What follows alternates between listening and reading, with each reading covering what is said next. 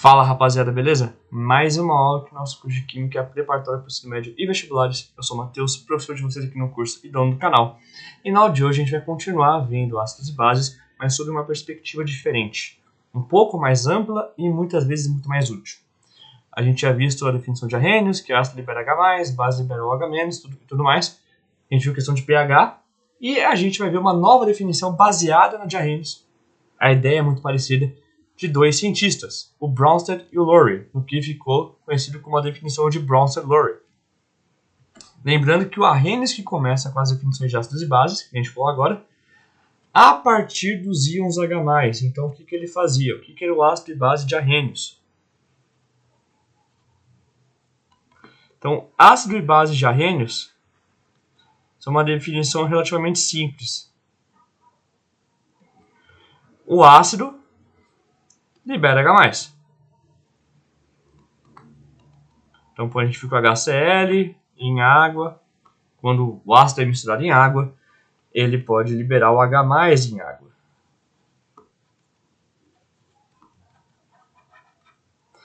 E a base? A base vai liberar OH-, mas não é só isso, não é essa a parte que interessa. No caso, a base, quando misturada em água, libera OH-.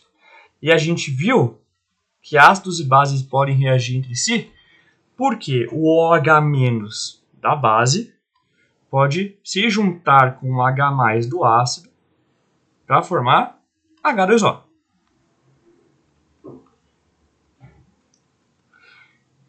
E os outros dois íons, o Cl- do ácido e o NA+ da base, eles podem se juntar para formar um sal, no caso aqui o NaCl. Então, basicamente, o que era ácido e base para arrênios? Ácido aumenta a quantidade de H+, e a base vai diminuir a quantidade de H+. Então, ácido aumenta a quantidade desse íon para arrênios, e a base diminui a quantidade de H+, porque libera OH- que reage. Se o H+ está reagindo, a quantidade dele está diminuindo. Então, esse é o comportamento dual que a gente fala, de como se fosse uma dupla. Um faz alguma coisa e o outro faz o oposto. Ácido libera H+, base consome H+. Ácido aumenta a quantidade de íons H+, e a base diminui a quantidade de íons H+, a partir da liberação de OH-. E essa ideia de comportamento dual, que a gente chama, em que um faz uma coisa e o outro faz outra coisa, completamente oposta, vai ser explorado por outros dois químicos. O norueguês Johannes Bronsted e o americano Thomas Lowry. E eles viram que esse comportamento duplo, de uma substância faz uma coisa e a outra faz outra oposta, podia ser expandida. Eles perceberam que a definição de arrênios era meio fechada e muito restrita. Se tinha outras coisas que você podia englobar nessa ideia e fazer uma coisa mais geral, que pudesse ser aplicada em outros contextos diferentes. Então, Bronsted e Lowry, a partir das suas próprias ideias separadas, definem que, para eles, ácidos são doadores de H+, e bases são receptores, aceptores de H+. Então, ácido manda H+, base recebe H+. Pô, mas o que isso muda para a definição de arrênios? Parece que eles estão falando a mesma coisa. E no fundo, eles estão. Porque, de novo, a ideia do comportamento dual, do comportamento duplo de um par ácido e base, ainda está ali. A diferença é que coisas que eram ácido-base, que são ácido-base para Bronsted e Lowry, não são ácido-base para arrênios. Por exemplo, a água. Nessa reação aqui, vou até botar ela aqui embaixo. Então, NH3, misturando em água, vai dar NH4+, e OH-. Se você for ver o H2O, a gente tem que lembrar que o H2O era a nossa referência de pH neutro. Ele não era nem ácido nem base para arrênios. E o NH3, ele não é uma base de arrênios, porque ele não tem OH- para liberar. Ele também não é um ácido, porque esse H aqui, você viu que esse H não sai de jeito nenhum. Então o NH3 por si só não libera e nem recebe H+. Ele não faz nada. E a água também não libera nem recebe H+. Isso para arrênios. Então isso aqui para arrênios não é uma reação de ácido-base. Mas para a definição de Bronsted-Lowry é. Porque, de novo, Bronsted-Lowry vão lá e expandem o que é um ácido e uma base.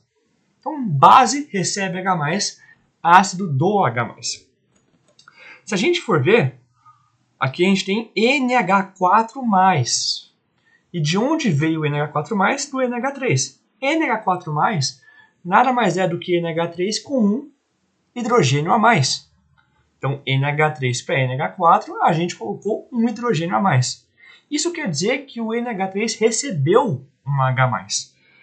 E na definição de Bronsted-Lowry, se o NH3 ganhou um H+, ele é uma base. Ele é o que a gente chama de base de Bronsted-Lowry. Ele não é uma base de arrênios, ou seja, ele não tem OH- para liberar, mas ele, na definição mais geral de Bronsted-Lowry, que também é conhecido como BL, Bronsted-Lowry, ele é uma base, porque ele recebeu um H+, ele foi de NH3 para NH4+. E quem que deu esse hidrogênio, esse H+ para virar o NH4+, foi justamente a água. Se você for ver, começou com H2O e acabou com OH-. De H2O para OH-, a gente perdeu um H+, a gente perdeu um hidrogênio. Esse H que foi justamente dado da água para o NH3. Esse é o processo de Bronsted-Lowry, a água dando um H+ para o NH3. Então a água é quem está dando o H+ para a reação acontecer. Então ele é o ácido de Bronsted-Lowry. Então qual que é a diferença exatamente? A diferença agora está mais genérico. É uma coisa mais ampla. A definição de arrênios, por melhor que seja, é bem restrita. Se não tem H+ para liberar, ou se não libera H+, não é um ácido para arrênios. E se não tem OH- para liberar, não é uma base para arrênios. Não é o caso para Bronsted-Lowry. Eles pegam essa ideia do comportamento duplo, de parzinho entre ácido e base, que a gente chama de comportamento ácido e base, e expande isso. Então, NH3 vai ser uma base de Bronsted-Lowry, porque ele é bom em receber esse H+, mesmo não tendo OH- para liberar. Então, NH3 é uma base de Bronsted-Lowry, mas não é uma base de arrênios. E o H2O, ele é muito ruim, ele não libera H+ direito. Então, ele não seria um ácido de arrênios. Mas ele é um ácido de Bronsted-Lowry, porque ele faz esse processo aqui acontecer. Ele é a fonte de H+ para o NH3 virar NH4+. Essa é a definição de Bronsted-Lowry. De novo, a ideia do comportamento dual do par ácido-base está aqui, só que mais expandida. Com isso, a gente consegue perceber que a definição de arrênios é muito mais baseada em reação. No caso da definição de Bronsted-Lowry, é muito mais voltada para reações em si. A definição de arrênios passava muito por já ter H+ no ácido e já ter OH- na base. Já estava lá, só falta liberar.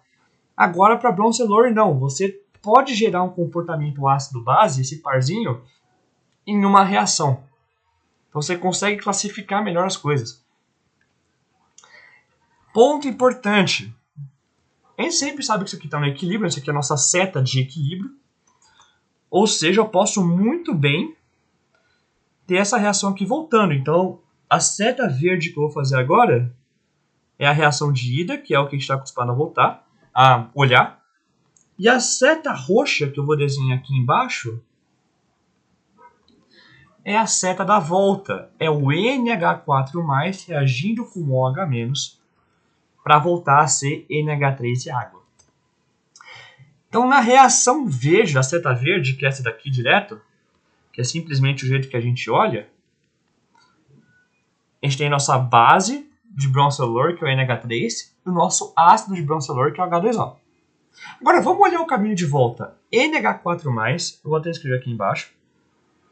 NH4+, mais OH-,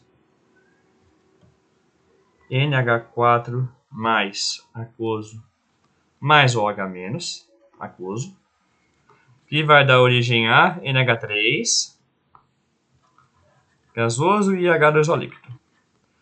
Vamos olhar essa reação de volta e depois a gente volta para a reação de cima. Quem que é o meu ácido aqui de broncelor? Quem que é a substância que está dando H+? Bem, se a gente foi se é uma reação de volta, a gente está indo de NH4+ para NH3. A gente está perdendo um H aqui. De um jeito que esse daqui seria o meu ácido de broncelor. É ele que dá o H+. E ele vai dar esse H+ para quem? Ele vai dar esse H+ para o OH-. Ele vai transferir um H+. Então o OH-, já que ele recebe esse hidrogênio, esse H+, é conhecido como a base de broncelor. E com isso, a gente tem a volta para o estado original, NH3H2O. Ou seja, NH4+, é um ótimo ácido de broncelor, porque ele consegue dar um hidrogênio, que nem a gente viu aqui embaixo. Só que esse ótimo ácido de broncelor, ele foi produzido porque a base de broncelor se modificou. A nossa base de broncelor, que é o NH3, ele recebe o H+ da água para formar o NH4+. Ou seja, ele é um ácido que só foi produzido porque a base recebeu um H+. Por isso que ele é conhecido como o ácido conjugado. Conjugação em química nesse sentido quer dizer aquilo que sai junto, que sai por consequência.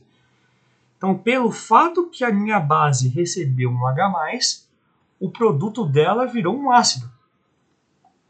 Então, NH3, bom em pegar H+, bom em pegar esse hidrogênio. NH4+, que é o produto, bom em dar um hidrogênio. De novo, se eu venho aqui e dou um hidrogênio para o OH-, que nem eu desenhei aqui embaixo, eu volto para o que eu estava antes. Então, a gente tem aqui o nosso comportamento. NH4+, que é um ácido, ele só surgiu porque o NH3, que era a minha base, pegou um H+. Por isso que é um ácido conjugado. Ele é uma consequência, ele sai como resultado do processo. E o OH-?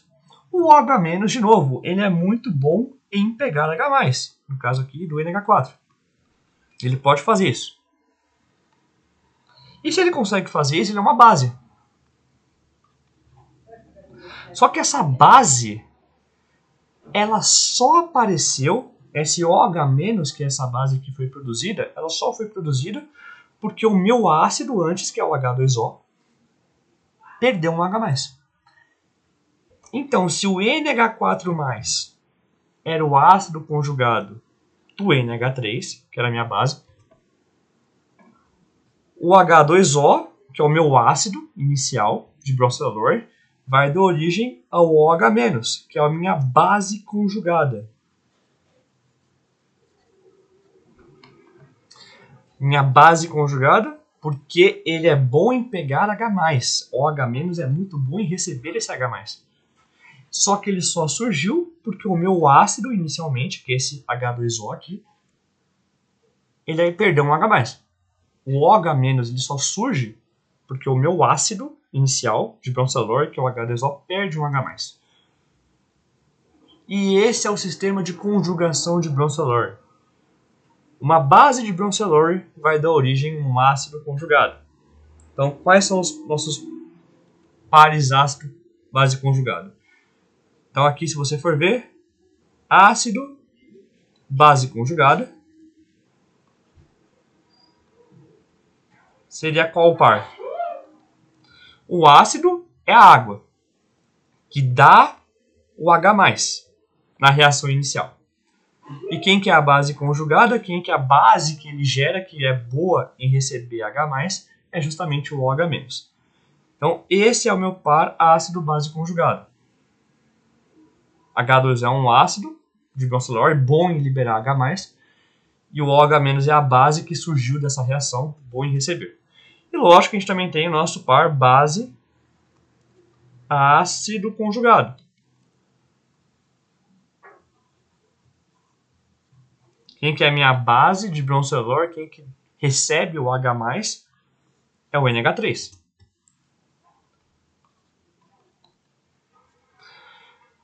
E quem que é o ácido que ele gera? Quando ele pega, esse NH3 pega esse H+, o ácido que é gerado, o ácido conjugado, o NH4+. NH4+, bom em liberar H+. E esse é o nosso sistema. Qualquer reação de Broncelor, a gente consegue pensar em um ácido formando uma base conjugada e uma base formando um ácido conjugado, por causa da dinâmica da reação. Na hora que a base recebe o H+, no caso aqui o NH3 conseguiu esse hidrogênio, ele formou NH4+, que é o seu ácido conjugado. E na hora que o H2O deu o H+, ele formou OH-, que é a sua base conjugada. Então toda reação de ácido-base de Broncelor pode ser vista como a junção desses parzinhos. E a formação desses parzinhos que ficam indo e voltando, que é justamente o que é indicado por essa seta de equilíbrio. E lógico, a gente pode ter ácidos e bases fortes e fracos, que nem a gente teve lá para Arrhenius. E como que a gente vê isso em um sistema em que você tem uma reação acontecendo, ao invés de você simplesmente ver regrinhas? Como é que a gente consegue ver isso para Broncelor? Então, força de ácidos e bases de Broncelor, na verdade, é relativamente simples comparado com as 200 regras de Arrhenius. Então, a mesma reação. Vou ter aqui, né? H3, gasoso, mais H2O, líquido, que vai dar NH4+, aquoso mais OH-.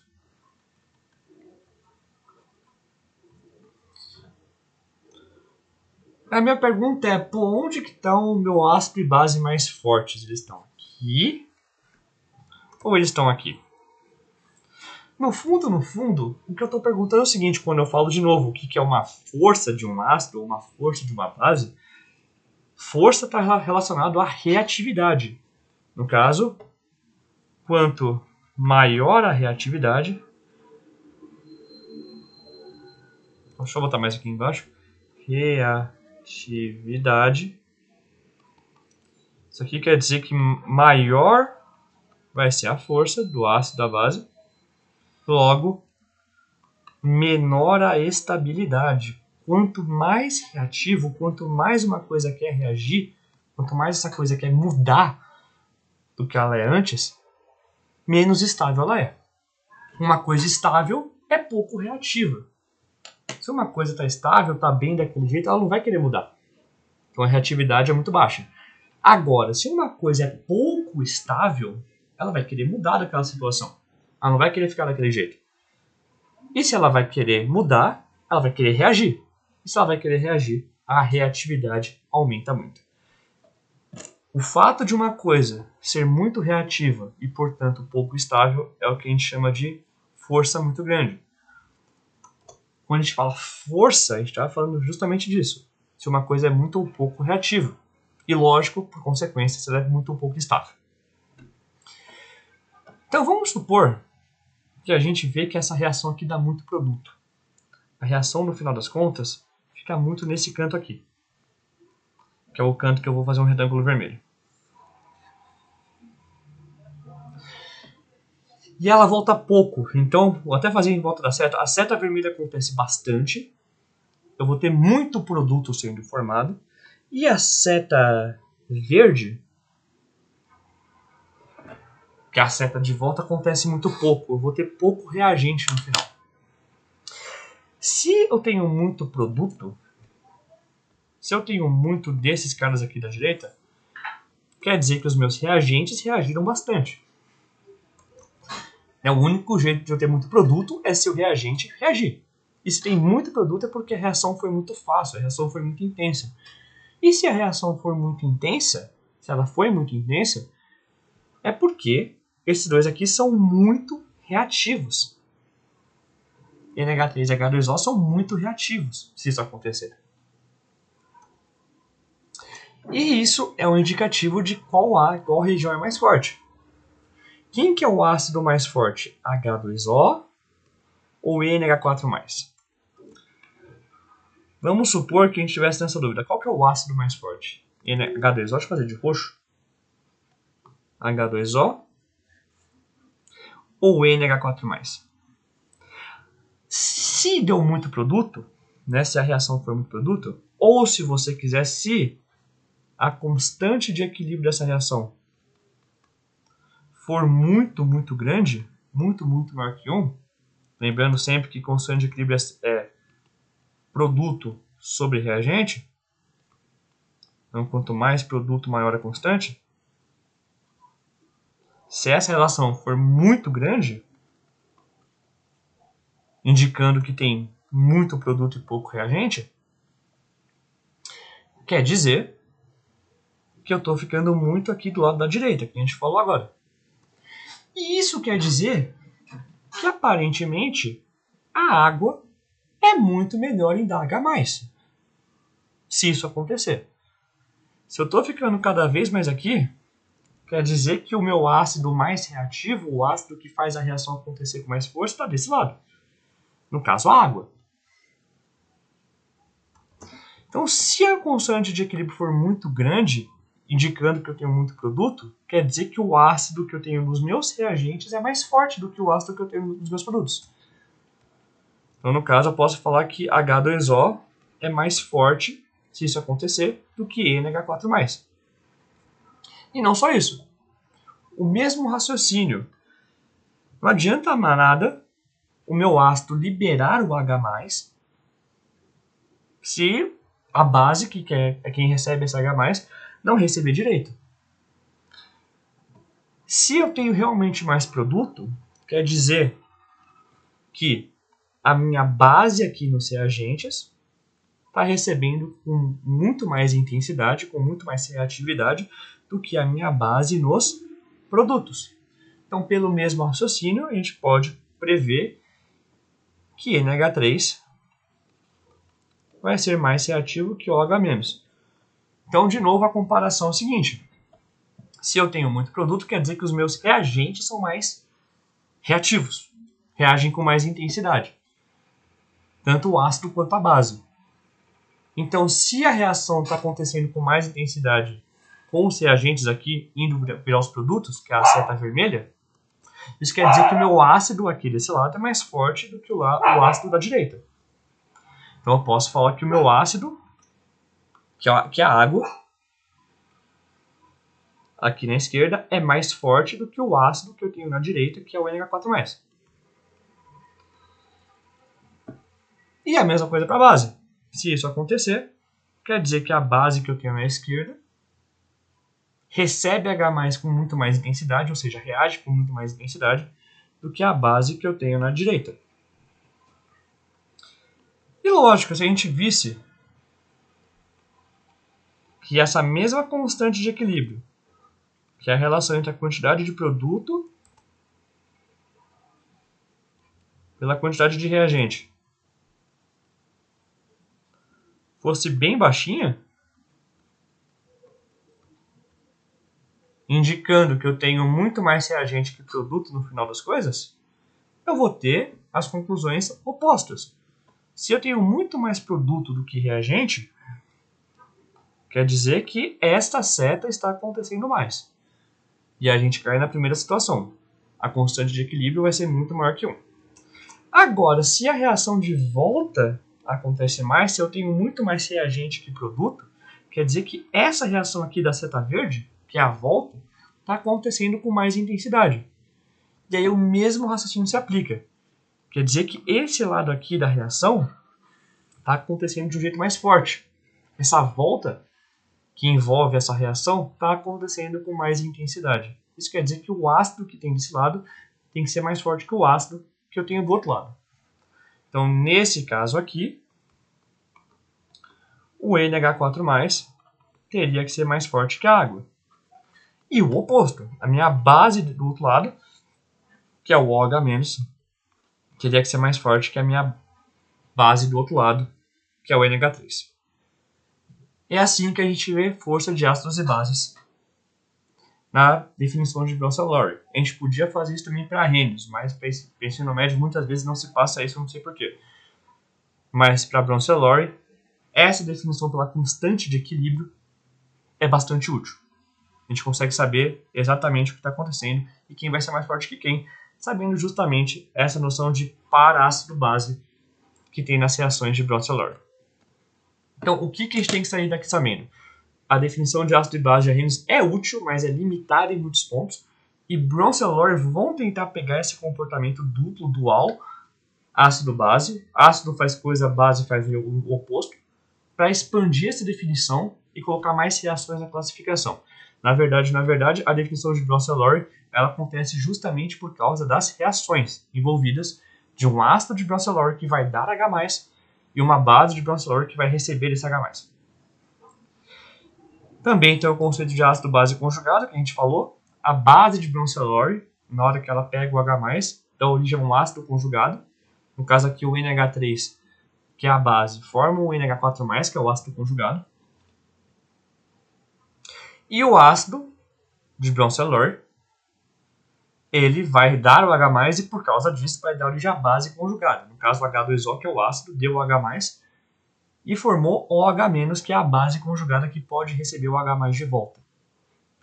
A gente também viu o quesito aqui de saber qual que é o ácido mais forte e mais fraco.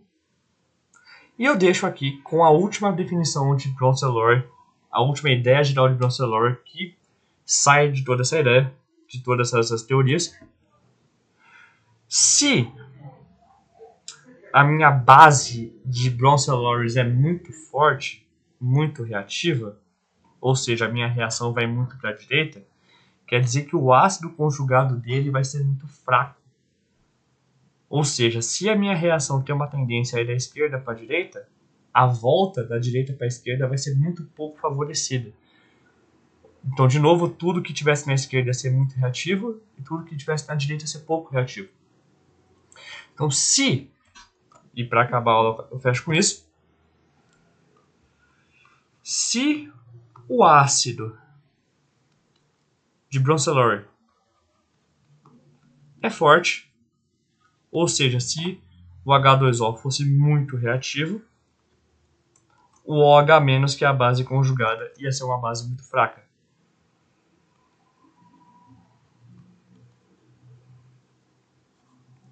E por que é fraca? Pelo mesmo motivo que a gente falou até agora. Se daqui para cá é fácil de ir, quer dizer que as coisas são reativas, a volta é muito difícil. E se a volta é muito difícil, quer dizer que a base conjugada produzida é fraca, porque ela volta muito pouco. Então você tem também esse comportamento dual. Se o ácido de Bronsted-Lowry é forte, a base conjugada é fraca.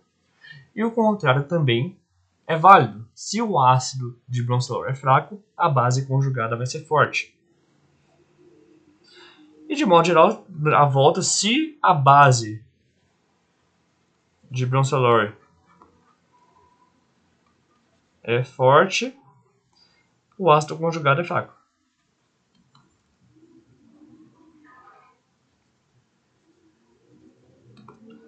E vice-versa, tá? Nos dois casos, sempre você pode admitir o oposto. Então, se o ácido é forte, a base conjugada é fraca. Se o ácido é fraco, a base conjugada é forte. No caso das bases, se a base é forte, o ácido conjugado dela é fraco. Se a base é fraca, o ácido conjugado dela é forte. Gente, essa aula acaba por aqui. Obrigado por quem ficou até o final. Se você gostou, compartilha esse vídeo, se inscreve aqui no canal, fala mais o que vocês querem ver com dúvidas e compartilha sempre com aquele amigo que tem dúvida nessa parte de ácido base, que geralmente é um pouco mais complicado. E se você quer aprender mais química, aprender melhor em menos tempo, eu te convido no Instagram, para o próprio Matheus Galdino, em que eu posto coisa quase todo dia, tentando ensinar vocês a como aprender química de um jeito inteligente. Gente, essa aula fica por aqui. Vejo vocês na próxima aula. Até mais.